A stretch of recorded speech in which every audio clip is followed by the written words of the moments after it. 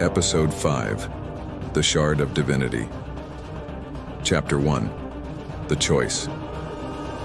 Kaelen's hand hovered over the shard, its light pulsing in rhythm with his racing heart. Around him, the cavern trembled as the chains binding the Lady of Chains strained against her growing power. Her voice echoed in his mind, soft and seductive. "Free me, Kaelen. Let me end the Dark Queen's reign. Together we will rebuild Kryndor." Behind him, Siren's voice cut through the haze. "Don't listen to her, she's no savior, she's a destroyer." Theros stepped forward, his warhammer gripped tightly. "Whatever you do, lad, choose quickly. This place won't hold much longer." Lyra clutched Kaelen's arm, her wide hazel eyes filled with fear. "Kaelen, please don't let her win." And then there was Arendor, his body trembling as violet energy coursed through him, his voice a mix of defiance and despair. "You don't understand," he rasped. "The gods abandoned us. She's the only one who can restore balance." Kaelen closed his eyes, the weight of their words pressing down on him. The shard pulsed again in his hand, brighter now, as if sensing his hesitation. He thought of everything they had endured, the battles fought, the sacrifices made, and the faces of those they had lost along the way. When he opened his eyes, his decision was made. Chapter 2, The Breaking of Chains.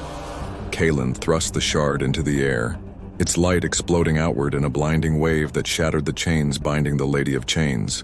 The cavern erupted in chaos as her prison dissolved into nothingness, and she rose from her cage, a towering figure robed in starlight and shadow.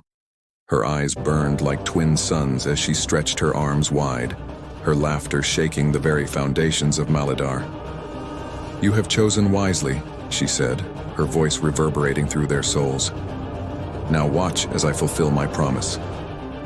Before anyone could react, she vanished in a burst of light, leaving only silence in her wake. Kaelen turned to Siren, his face pale. "What have I done?"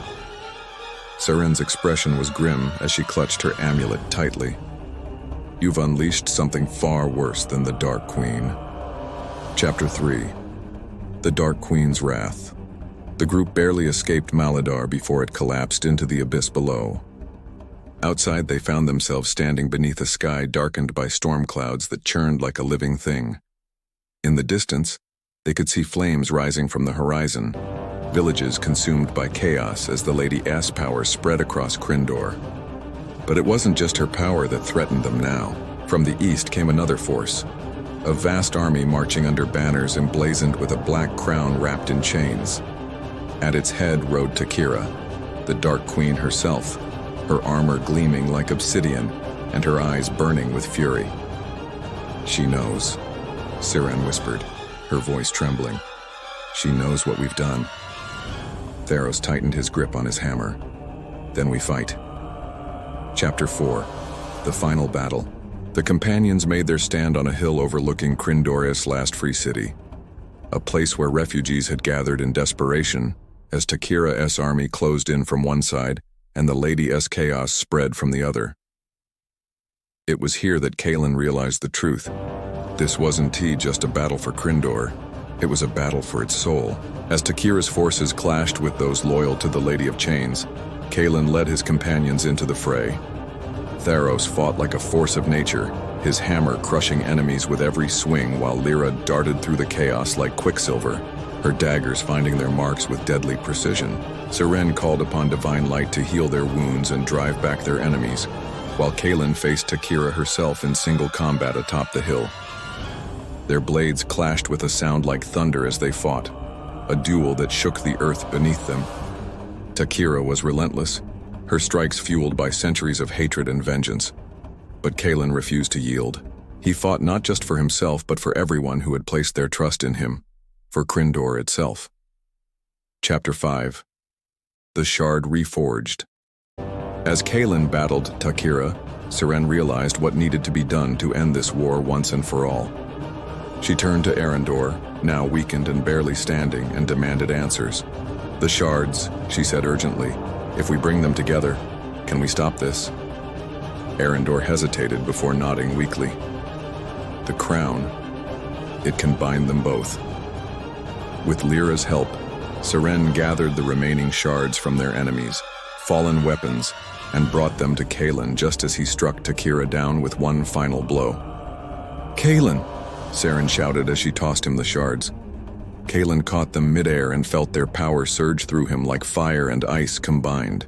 As Takhyra fell to her knees before him, defeated but not destroyed, Kaelen raised the shards high above his head.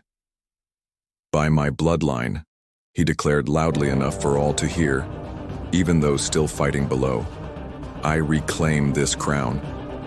The shards fused together into a brilliant circlet of light that hovered above Kaelen's head before settling onto him like an invisible weight. In that moment, everything stopped. Epilogue: A world reborn. The battlefield fell silent as both armies laid down their weapons, awed by what they had witnessed. The Lady of Chains appeared once more, but this time not as an enemy but as something else entirely. Balance personified. "You have done well," she said softly before fading away into nothingness once more, her purpose fulfilled at last. As dawn broke over Kryndor, peace returned at last, but at great cost.